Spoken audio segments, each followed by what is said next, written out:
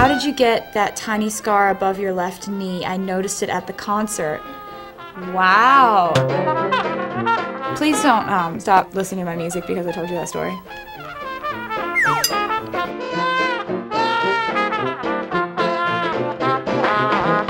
Hey, I'm Taylor Swift. I'm sitting here with the Rhapsody box, as you can see. That it's the box of Rhapsody. And you guys have sent in questions, so I'm really excited about that, and I'm gonna answer them. That's cool? Cool. I didn't hear any protest. Okay, so the first question that you've asked is, if you were trapped on an island and you had all of your basic survival necessities covered, food, water, shelter, clothes, and you could bring 3 things with you, what would you bring?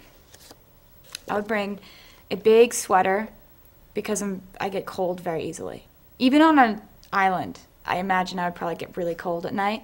I would also bring, would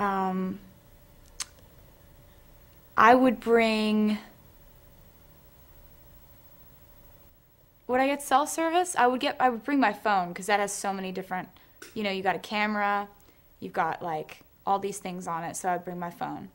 And I would also bring, I would bring my journal so I could write how many days I was there and definitely keep a tally of it. Journal and pen in one combination. I would have one of those journals that has a pen on it so that doesn't take up an extra item on my list of 3. Next question is, what is the name of the first song you ever wrote and what is it about? The first song that I ever wrote was called Lucky You. Lucky You. It was about a girl who dares to be different. Yeah, she's different from everybody else, and then lots of like little 12-year-old lyrics. I think you can probably find it online because I think it's online. So if you want to hear me at 12 sounding like a chipmunk, then go for it. What's your favorite song you've written, or which song is your favorite to perform live? My favorite song that I've written is probably Love Story. I've got to go with the first song that was ever really a big crossover hit, and it went international, and that just opened up a lot of doors. So I think that for me it would be my favorite song to perform live and my favorite song that I've written because I just have really fond memories of that entire experience, writing that song and seeing it go out into the world and become its own thing. At the end of the day, what's the one thing you're most proud of? For me, the one thing I'm most proud of is having written all of my songs. And on my new album, Speak Now, I've written all of the songs without any co-writers, and that's something that I'm really excited about. It's not something I planned on doing for this album, but now that that's the album, now that all of the songs that I wrote by myself kind of rose to the top, I'm really happy that that happened, and proud of it, if you will. If you could be one other person for a day, who would you be? I would be Emma Stone. She's one of my really, really good friends, and she's so funny. Like, I've never met a funnier person, just naturally. And she's got this really, like, raspy voice that just makes everything sound really funny. So if I could be that funny for a day, that would be amazing. And so I would be Emma.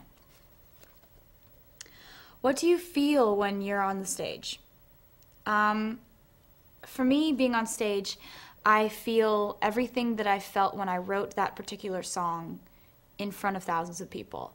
For me, it's really about going back to where I was emotionally when I wrote that song and feeling it as deeply as I can, and really expressing that. So when I'm singing a really sad song, I'm really sad. And when I'm singing a happy song, like Love Story or You Belong With Me, I'm really happy and really taking that energy in from the crowd. How did you get that tiny scar above your left knee? I noticed it at the concert. Wow. Okay, this is gonna, you're gonna think I'm really nerdy now after I answer this.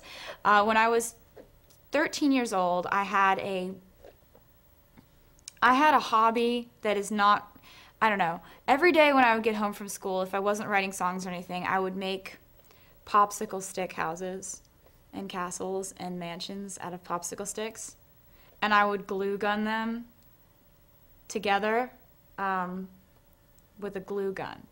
And I had these little teeny tiny little felt bears that I would like that would live in these popsicle stick houses. And one day I was making a popsicle stick house. It had a slide and everything, was awesome.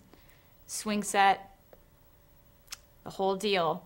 And I got a little too overzealous with the glue gun. Fell right onto my leg. And I'm like, oh, ouch, pulled it off. Whoa, that's going to be a scar. Please don't stop listening to my music because I told you that story. This next question is, this is the last question actually. How are things going living by yourself? Is it harder or easier? It's easier. I'm really glad that I moved out when I was 20 because I don't feel like I moved out too early. I feel like it was the right time for me. And I think that's the most important thing, is making sure that, you know, if the right time is when you're 18 and you're going to college, then that's great.